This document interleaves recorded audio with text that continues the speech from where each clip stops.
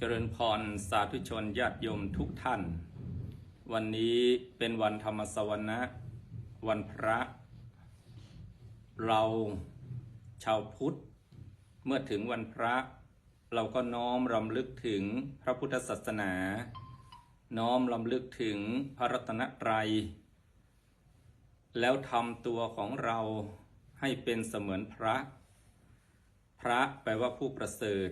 ประเสริฐด้วยทานประเสริฐด้วยศีลประเสริฐด้วยธรรมภาวนาคำว่าพระพุทธศาสนา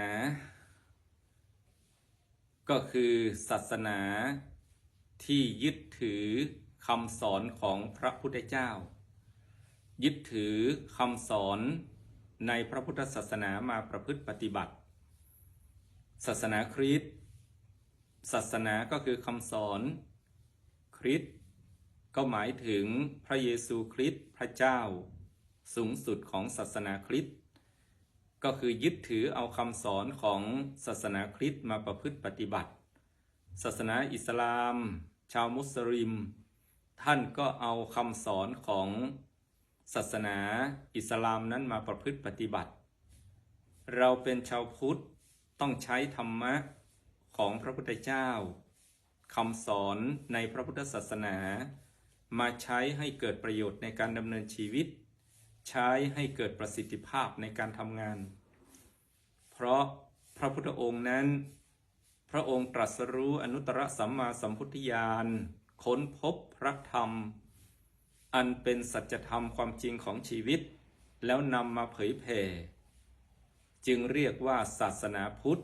ศาสนาก็คือคำสอนพุทธะก็คือพระพุทธเจ้าพุทธะก็หมายถึงพระพุทธศาสนาเพราะฉะนั้นพระพุทธองค์เมื่อตรัสรู้แล้วก็นำเอาคำสอนมาเผยแผ่ก่อตั้งศาสนาขึ้นมาก็เพื่อให้มวลมนุษยชาตินำเอาธรรมะไปใช้ให้เกิดประโยชน์ในการดำเนินชีวิตใช้ให้เกิดประสิทธิภาพในการทำงาน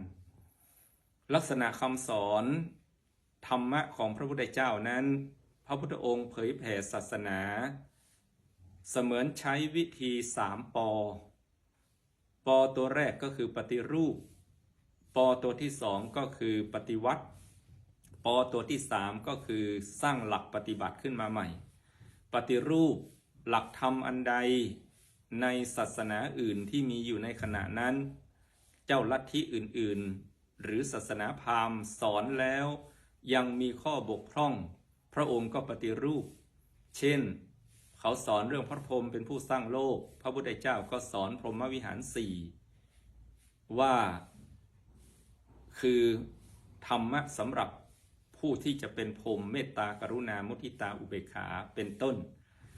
พระพุทธเจ้าทรงปฏิวัติหลักคำสอนของศาสนาที่เขาสอนผิดอย่างสิ้นเชิงหรือแม้แต่ปฏิรูปปฏิวัติสังคมเช่นการสอนของพราหมณ์เรื่องวรรณะ4พราหมณ์กษัตริย์แพทย์สุดคนเราเกิดมาเขาเชื่อว่าพระพรหมเป็นผู้สร้างเกิดมาวรรณะไหนก็อยู่ในวรรณะนั้นเปลี่ยนแปลงไม่ได้พระพุทธเจ้าก็ปฏิวัติว่าคนเรานั้นจะเจริญหรือเสื่อมก็เพราะกรรมชีวิตเราจะเป็นอย่างไรอยู่ที่เราได้ทำอะไรการแก้กรรมที่ดีที่สุดก็คือการเปลี่ยนแปลงพฤติกรรมกายทำดีปากพูดดีใจคิดดีนั่นแหละกรรมดีก็จะเกิดขึ้นสิ่งดีๆก็จะเกิดขึ้นกับเราอันนี้ปฏิวัติคำสอนเรื่องอัตตาก็มาสอนเรื่องอนัตตาอนัตตลักษณสูตรเป็นต้น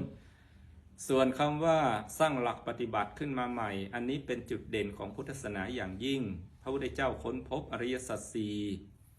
ทุกข์สมุทัยนิโรธมรรคซึ่งก็เป็นแนวทางในการดับทุกข์ในพระพุทธศาสนาถ้าเรานำเอามาใช้ให้เกิดประโยชน์ในการดำเนินชีวิตใช้ให้เกิดประสิทธิภาพในการทำงานทุกข์ก็คือปัญหาเรื่องสุขภาพเราก็ค้นหาสาเหตุก็คือสมุทัยปัญหาเรื่องการเงิน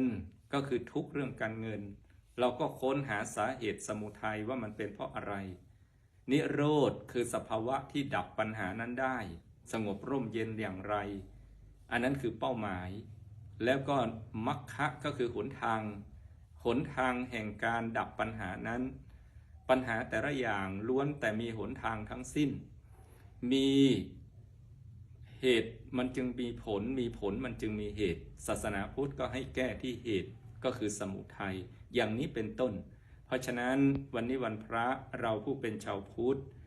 ก็ใช้ธรรมะให้เกิดประโยชน์ในการดำเนินชีวิตใช้ให้เกิดประสิทธิภาพในการทำงานชีวิตเราจะเป็นอย่างไรอยู่ที่เราได้ทำอะไรก็สร้างเหตุดีผลมันย่อมดีขออำนวยอวยพรสาธุชนญาติโยมทุกท่านให้มีแต่ความสุขความเจริญด้วยกันทุกคนทุกท่านเทอญ